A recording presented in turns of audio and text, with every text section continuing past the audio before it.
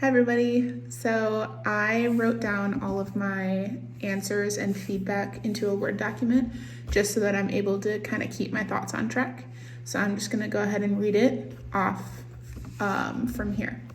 So reading about racial identity development theory in Module 2 has provided a structured way for me to examine how my racial awareness has developed over time. The theory suggests that racial identity evolves as a person interacts with social context and experiences that shape their understanding of race. My racial identity was initially influenced by growing up in a predominantly white community in Wisconsin, where race did not play a significant role in my daily life or how I saw myself. However, my understanding of race and identity shifted when I joined the military and began working alongside people from very diverse racial and cultural backgrounds. One moment that stands out in shaping my awareness of race occurred when I took my now husband, who is Hispanic, back to Wisconsin to meet my family. During our visit, he shared experiences with me of subtle discrimination that he noticed, but that I, as a white woman, would not have perceived.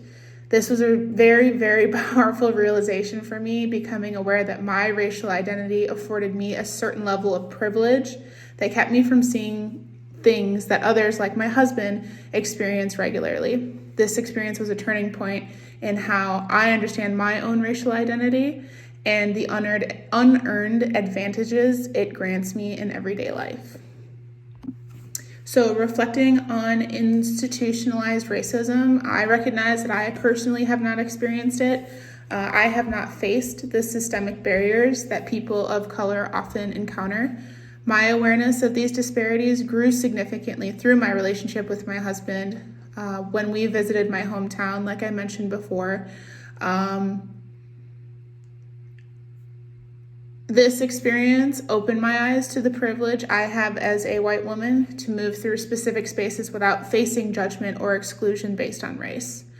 If I were to consider Erikson's psychosocial stages of development, the closest fit for myself when I experienced this insight would be intimacy versus isolation. This stage is about forming close relationships and learning from others, and it was through my relationship with my husband that I began to see these disparities more clearly. Through his perspective, I could better understand the role race plays in shaping people's daily experiences and access to opportunities, something I had not previously needed to confront directly. Having this awareness as an adult has made me more conscious of how I can use my privilege to support others and to advocate for equality.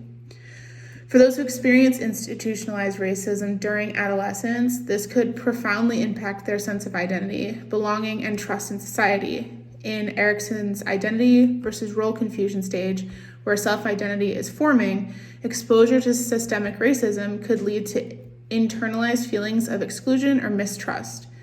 Adolescents facing institutionalized racism might struggle with finding a sense of belonging and may develop a heightened awareness of societal structures that do not treat everyone equally. Okay, lastly, one action I can take to challenge power structures that perpetuate racial identity, applying principles from the critical race theory, is to advocate for policies that promote diversity and inclusion. For my setting specifically would be inclusion within healthcare and the military setting. So CRT emphasizes the importance of recognizing and dismantling systemic inequalities embedded within institutions. In practice, this could mean actively supporting and developing training programs on cultural competency and racial sensitivity in healthcare facilities, particularly within the VA system, where many service members and veterans of diverse backgrounds are receiving care. And then I will link my source in Yellow Dig and in the notes. Reflecting on the experience with my husband, when he pointed out the subtle biases that he noticed when we went to my hometown, I now realize I could have been more proactive in addressing those observations. If I encountered a similar situation today, I would respond by initiating conversation with family members or others around me to raise awareness of the biases that might be going unnoticed In this situation, it wasn't with my family, but it was just in passing when we would be out doing things. I would also openly acknowledge my privilege and work to create an environment where such biases are recognized and discussed rather than just overlooked. This approach aligns with the CRT's emphasis on addressing and challenging the everyday realities of racial bias, even within personal and familiar contexts.